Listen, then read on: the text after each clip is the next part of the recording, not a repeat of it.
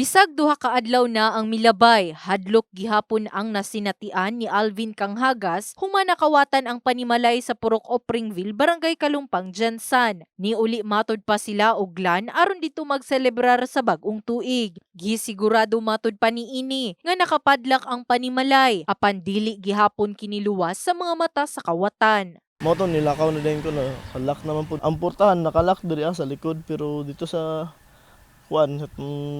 sa may kusina naka-abli siya, naka-ukab. Dito sila nangagi. Mga personal nga gamit matod pa ang natangag sa mga kawatan apan dili malikayan nga mabalaka sila Alvin. Pagtanaw na ko sa kwarto, mao na to ma'am, na bungkag na kayo. To ang una din magkuha katong kutsilyo kay basig napa sila sa sulod ba.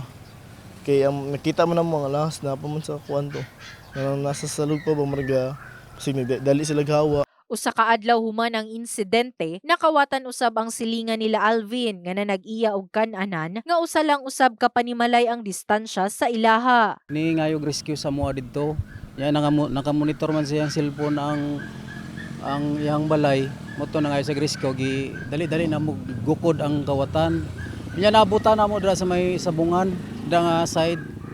Nagsakay sa og sikad, karga-karga ang iyang gidala nga nasa iyang posisyon ang gasol. Base usab sa maong opisyal, dunay pattern ang mga kawatan, rason nga magpahigayon og meeting ang komitiba nila sa peace and order. Ang amo ang bipat nagarubing mi nagsugod mi alas 10 mahuman mi mga alas 12 kay maluoy man mi sa mga bipat usay kay wala may mga sweldo. Nya na pa sila mga trabaho pagkabuntag.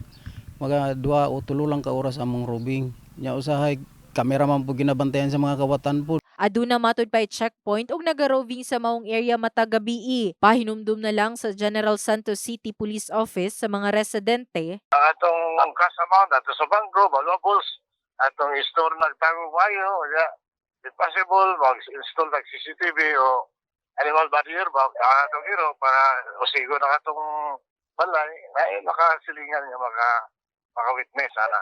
Sa susamang adlaw, dunay nadakpang kawatan ang mga opisyal sa Purok Opringville apan ginasayod pa kung kiniba usab ang sospek sa pagpanglungkab ila Alvin. In the heart of changing lives. Kini si Brigada Liza Labajo sa Brigada News Jansan.